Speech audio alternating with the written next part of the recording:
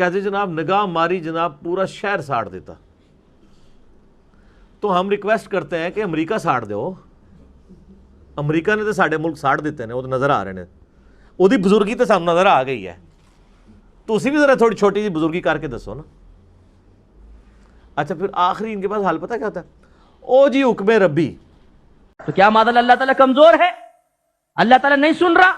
اللہ تعالیٰ دینے پہ قادر نہیں؟ یہی میں اولیاء کرام کے بارے میں عرض کروں گا. بعض کہتے ہیں مزارات پہ کیا لینے جاتے ہو, سالوں سے جا رہے ہو, کیا ملا؟ اگر اس صاحب مزار کچھ دینے پہ قادر ہوتا تو کچھ دیتا نہیں. تو یہ سوال پھر اللہ پر بھی ہو سکتا ہے, جو جواب یہاں ہوگا وہ جواب یہاں ہوگا.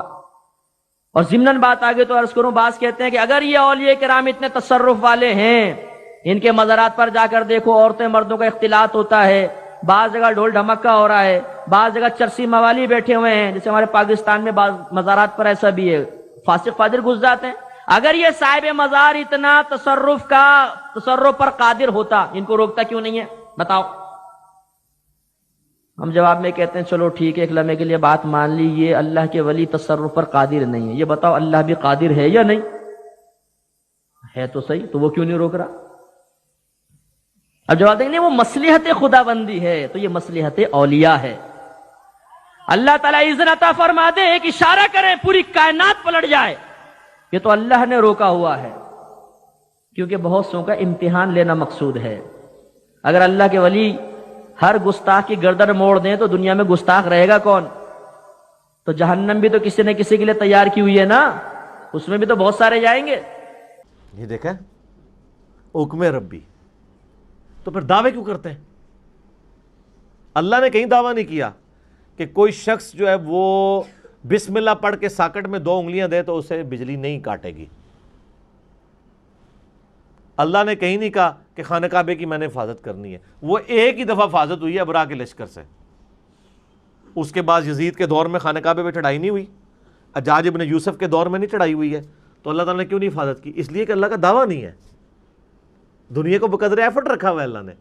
لیکن بزرگوں کے بارے میں آپ کا دعویٰ ہے کہ جناب وہ تو جناب پول نہیں سن ڈگن دے 65 دی جانگی سے راوی دا اللہ دا گال ہے کہ بعد اپنا مزاری پر وہاں بیٹھے, اس لیے کہ وہ جدید دور میں ہوا ہے. یا آپ جیل میں بھی جائیں نا, جیل میں بھی کہتے ہیں پل انہوں نے بچایا سی جناب, وہ پل انہوں نے نہیں بچایا, جو بیچارے ہر سال جو ہے نا ادھر سینڈ بلاسٹنگ کر کے اس کے اوپر پینٹ کرتے ہیں, اس کو زنگ سے بچاتے ہیں, پل انہوں نے بچایا ہوا ہے.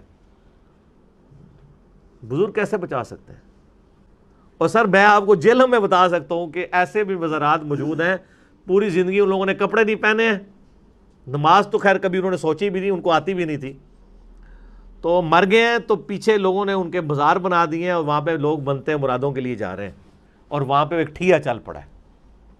جس بندے نے پوری زندگی خود نماز نہیں پڑھی, اس کے پاس لوگ جا کے ادھر جا کے ان کے بازار پہ دعائیں کر رہے ہیں. تو اس طرح ایک ٹرینڈ, اسی لیے قرآن پاک میں آتا ہے یہ چند نام ہے جو تم نے اور تمہارے آباء و اجداد نے رکھ لیے ہیں. حضرت یوسف علیہ السلام نے بھی کہا تھا. میں آپ کو جہلم شہر کا بتاؤں, یہاں انہوں نے مشہور, آپ جہلم میں لاکھوں لوگ کہتے ہیں کہ جناب وہ 92 کے سیلاب میں بزرگاں نے مزار پانی نہیں سی بڑھیا, اور اس مزار کی بات کر رہے ہیں جس کی صفائی میں نے خود کی ہوئی ہے. میں نے تو کی ہوئی ہے, مجھے تو آپ سارے سونے کے بھی بن کے آئے ہیں, مجھے تو پتہ ہے میں نے صفائی کی ہوئی ہے, لیکن کہانی چلی ہوئی ہے, پانی نہیں بڑھیا, پانی نہیں بڑھیا, پانی نہیں بڑھیا. تو یہ ساری کی ساری یعنی ایک کہانی ہوتی ہے. اللہ تعالیٰ نے یعنی دنیا کو بقدر ایفرٹ رکھا.